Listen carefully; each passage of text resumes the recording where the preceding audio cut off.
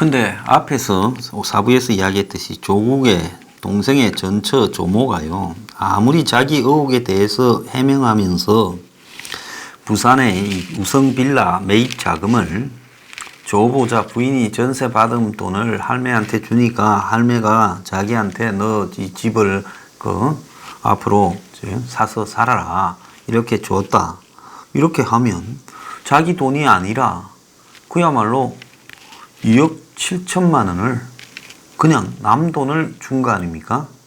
그렇잖아요. 그리고 이혼까지 했으니 더 생판 남이지요. 그러면 정려를 받은 겁니다. 그러면 정려세를 당연히 내야 되는 거죠. 근데 정려세를 안 냈다는 거고, 또 조원양이 소유의 빌라에 시엄마가 이제 그 뒤에 이렇게 임대차 계약도 없이 거주하고 살았다는 거예요. 아무리 시어머니지만은 그 임대차 계약도 없이 살다가 그것도 이제 뒤늦게 조국이 장관 임명이 된 7월 28일인가 뒤늦게 계약서를 이제 썼다라는 겁니다. 근데 그 계약서가 개판 5분 전이다. 그래서 명의는 조원양인데 정경심이가 임대인이고 조원양이가 임차인이 됐다.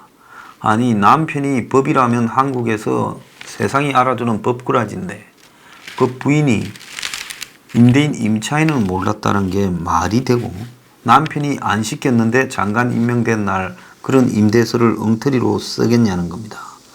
그러니까 말이 안 된다는 거예요.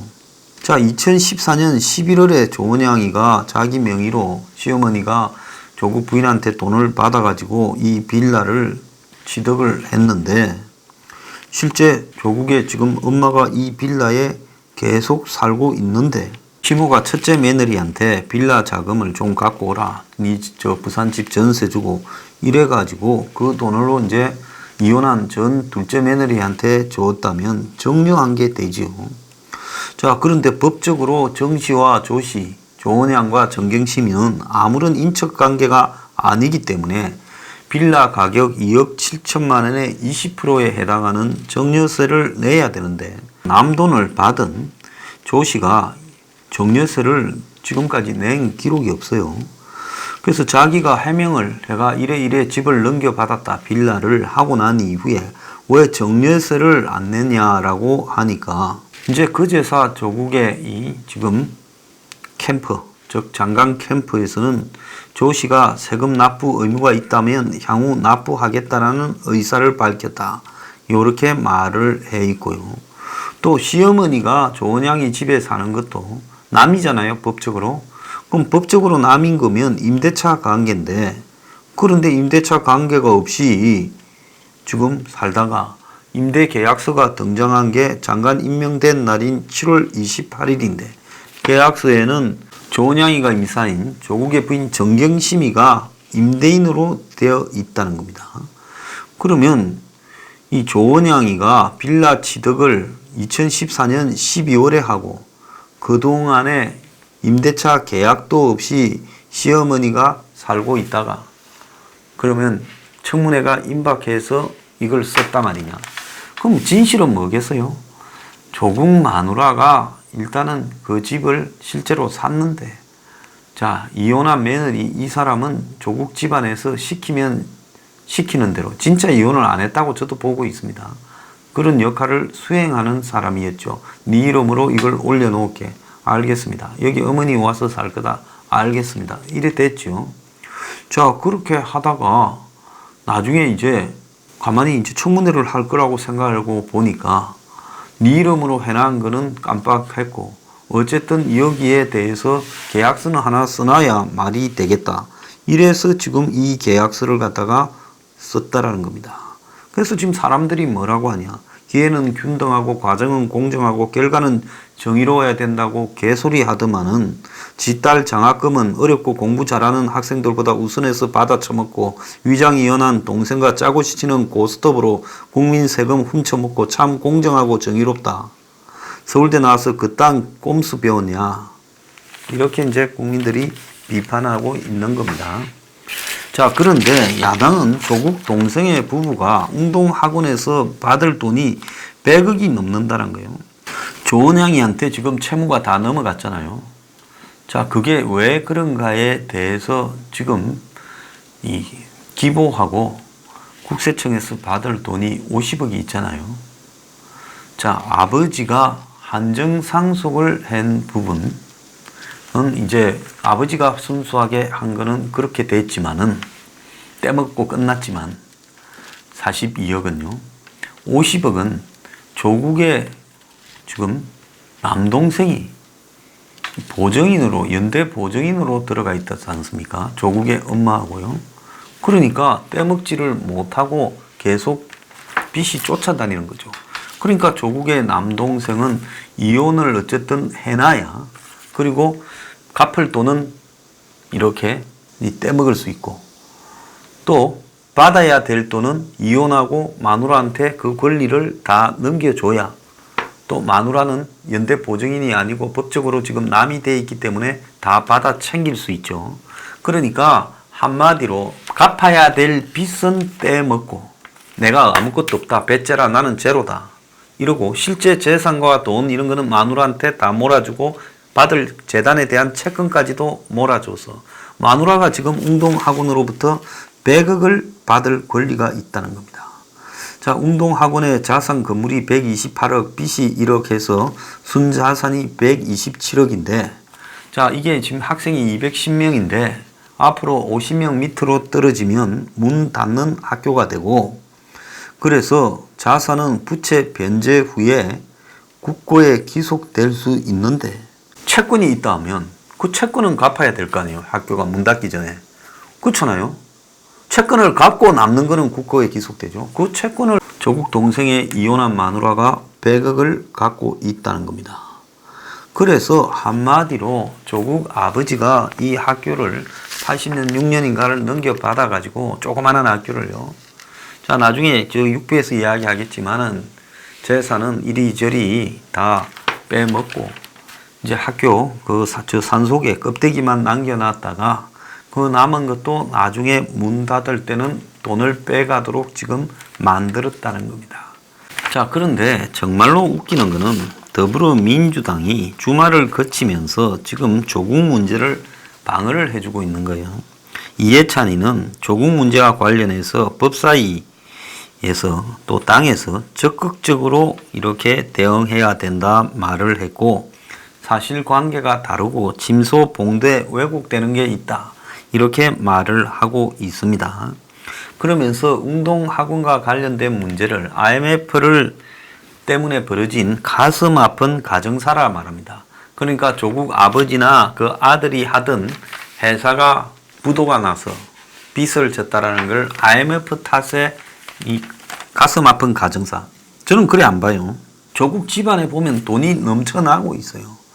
그러니까 아예 IMF 전에 은행에서 잔뜩 빌렸다가 어느 순간에 다 털어버리고 지금 빚잔치를 그냥 떼먹어버리고 실제로 있는 돈은 여기저기 빼돌리고, 그리고 또 그 돈이 빚은 떼먹고 학교 재산은 빼가기 위해서 위장 이용까지도 하고, 그리고 또 회사를 문을 닫은 뒤 회사에서 실제로 지금 학교에 공사해주고 돈 안 받았다고 52억의 공사금 반환 청구 소송을 하고, 아버지가 미리 아들한테 내가 못 주면 1년에 이자가 24%라고, 재단 이사장이 아버지인데 아들하고 계약하면서 아들한테 공사 주면서 그걸 맹시했다는 거는, 그거는 공사비는 은행에서 빌린 돈으로 동남은행이나 기보보증선은행 등에서 빌린 돈으로 다 떼먹고, 공사비는 니는 공사비는 은행에서 빌린 돈으로 다 해먹고, 그 다음에 니는 나중에 나한테 공사비 청구를 하고, 그리고 나는 공사비를 니한테 안 준 것처럼 하고, 그러면 시간이 지나면 이 공사비가 커서 이 학교에다가 걸어놓으면 이 학교는 좀 이따가 문 닫을 거다. 그때 네가 다 학교 재산 갖고 가서 나나 해라. 지금 이렇게 각이 짜여진 거 아니겠어요? 이걸 패밀리 비즈니스 사기단이지 IMF 때문에 슬픈 가정사입니까? 조국은 그때 먼 돈으로 송파에 아파트를 삽니까? IMF 때 경매로요? 35% 싸게 샀다며요. 아버지의 동생이 건설업을 하고 있는데 IMF 때 부도가 나서 동생이 경제난을 겪고 부인하고 이혼하지 않았냐.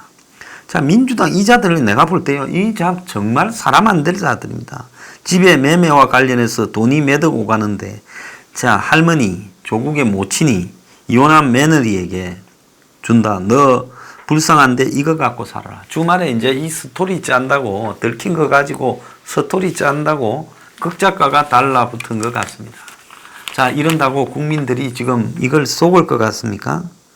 자, IMF 때 찡했다라는 가정사가 어떻게 집을, IMF 때 경매 넘어간 집을 35% 헐값에 사드립니까?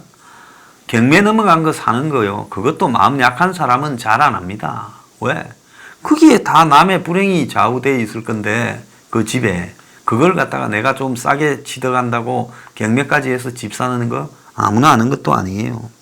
자, 위장 이혼이 아니다라고 조국의 재수를 옹호하면서, 외국에 보면 이혼해도 만나서 밥 먹고 정기적으로 만나고, 내 형도 그런다. 박주민도 그런 말까지 하고, 이인영이는 한국당 인사청문회에서 후보자는 물론 가족들에 대해서 무차별, 무책임한 인신공격, 신상 털기를 해선 되느냐, 이런 말을 하고, 청와대 강기정 정무수석은 페이스북에 국민이 청문회가 열릴 때마다 누구 청문회냐, 사촌, 팔촌의 인사 검증이 아닌 조국에 대해서 검증하는, 조국에 대해서 하다 보니까 그렇게 가고 있는 거죠. 이 사람들 좀 웃기는 사람들 아니냐. 저는 그렇게 봅니다. 자, 과거에 박근혜 전 대통령에 대해서 의혹을 제기하면서 최순실로 가고, 최순실로 의혹을 제기하면서 법적으로 처벌받지 않은 정유라한테도 가고, 오만 대로 다 번져가지 않았습니까? 지금 뭔 소리를 하고 있어요. 세월호 가지고 박근혜 전 대통령부터 김기춘부터 시작해서 김관진, 김장수한테까지 번져가지 않았습니까? 무슨 소리를 하고 있습니까? 그래서 지금 이 조국을 옹호해가지고 언론에도 지금 그렇게 바람을 잡고 하는데요. 지금 가만히 보니까 경향 한겨레 같은 좌파 언론도 이제 조국에 대해서 비판을 시작했어요. 눈꽃만큼의 양심이 있다면 언론들이 이걸 갖다가 봐줄 수 없고, 지금 한간에 조국을 얼마나 지금 혐오감을 가지고 바라보는가. 왜 요즘 조국에 대해서 장관 임명에 찬성하냐 반대하냐라는 여론조사가 2주 들어서 안 나옵니까? 보통 때 같으면 여러 번 나와야 되겠지요. 그러지 않습니까?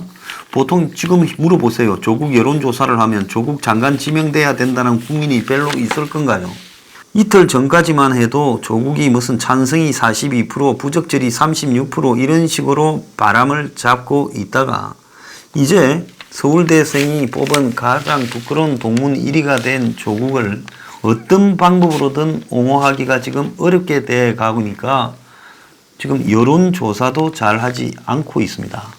자, 한국당은 딴 사람 다 포기하고 조국 TF로 만들었고 24일부터 장애 투쟁한다 그래요. 조국이 죽어가던 황교안을 살려주고 있어요. 자, 그리고 솔직히 말하면 조국의 산호맹 문제 더 이상 말할 필요 없어요. 산호맹 이런 거 가지고 끄집어 뜯는다고 지금 한국 국민들 별 반응 없습니다.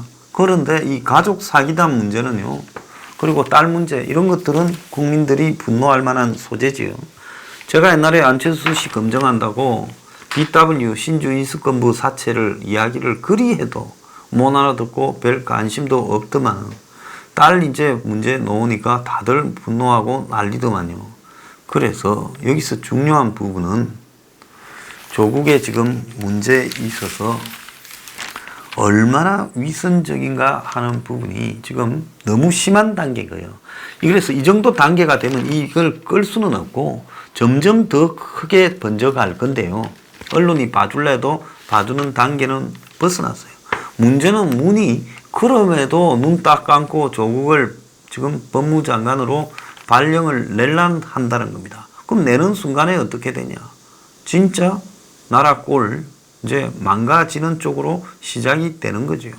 그래서 지금 문이 그러려면 한번 해봐라 이겁니다.